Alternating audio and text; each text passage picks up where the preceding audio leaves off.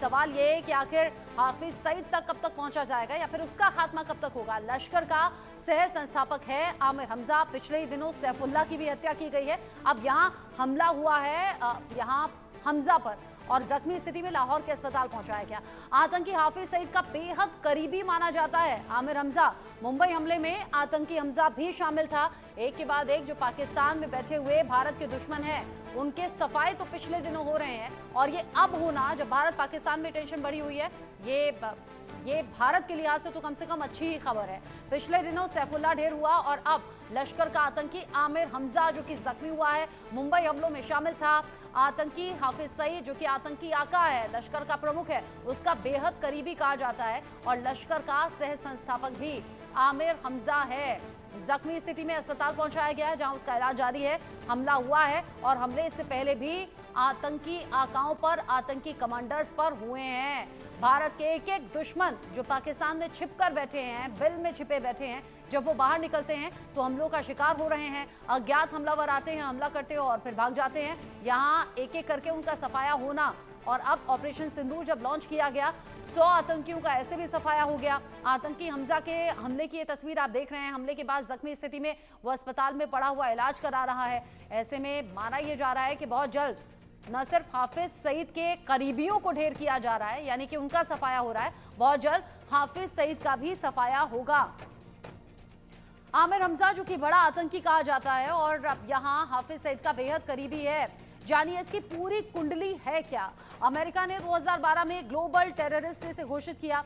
आतंकवादियों के लिए फंड इकट्ठा करने का जिम्मा इस पर पूरी तरह से मौजूद था, डाला गया था। लश्कर तैयबा की सेंट्रल कमेटी का ये अहम मेंबर कहा जाता है। 2018 में हमजा ने आतंकी संगठन जैशे मनकफा बनाया। हाफिज से यहाँ पर मतभेद के बाद में हमजा ने यह संगठन तैयार किया था।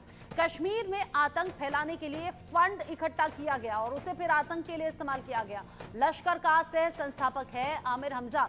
आतंकी हाफिज सईद का बेहद करीबी आमिर हमजा कहा जाता है।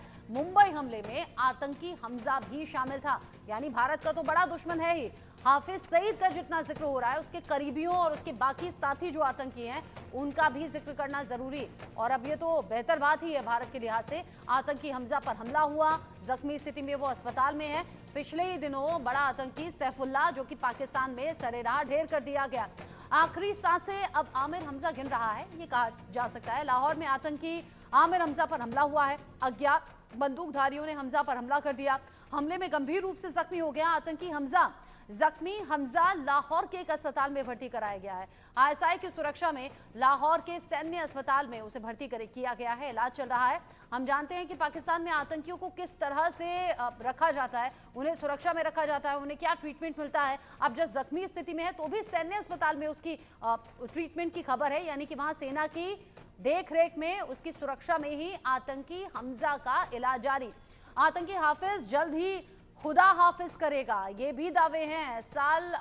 यहाँ पर जिस तरीके से 4 साल में 23 आतंकी ढेर हुए हैं, माना यह जा रहा है कि धीरे धीरे आतंकियों का सफाया ऐसे ही होगा। कब कब कैसे कैसे ये हमले हुए और कैसे आतंकी ढेर हुए जान लीजिए। यहाँ पर अब यहाँ साल है और साथ ही साथ हम बता रहे हैं कि कैसे कितने आतंकी ढेर किए गए। 18 मई 2025 माफ कीजिए, ये घटना घटी 18 मई 2025 सिंध में ये घटना सामने आई, जहां पर अब जहन्नुम पहुंच गया लश्कर कमांडर सैफुल्लाह खालिद।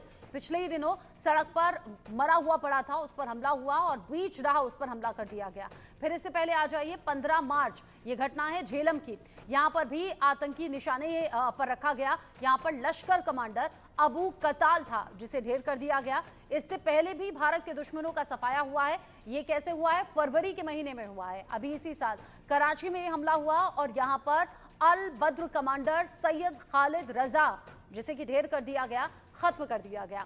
फिर आ जाइए 14 अप्रैल 2024 की घटना, यानी कि पिछले साल भी ये हमले हुए थे। लाहौर में ये हमला हुआ था और यहाँ जहन्नुम पहुंचाया गया लश्कर आतंकी आमिर सरफराज तांबा। इसे भी अज्ञात हमलावरों ने ढेर कर दिया। फिर 6 दिसंबर 2023 की घटना, यहाँ कराची में एक घटना सामने आई थी और यहाँ मरा था लश्कर आतंकी अदनान अहमद। इसी तरह से नवंबर 2023 में जब खैबर पख्तूनख्वा में हमला हुआ और लश्कर आतंकी अकरम खान मारा गया।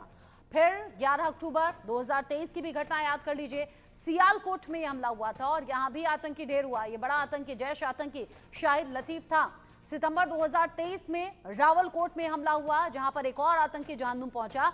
लश्कर कमांडर रियाज अहमद इसका नाम था। फरवरी 2023 में रावलपिंडी में एक और हमला हुआ। यहां हिजबुल कमांडर बशीर अहमद पीर जिसे कि जहन्नुम पहुंचाया गया। मार्च 2022 जहां कराची में हमला हुआ और यहां आतंकवादी जहर इब्राहिम मारा गया।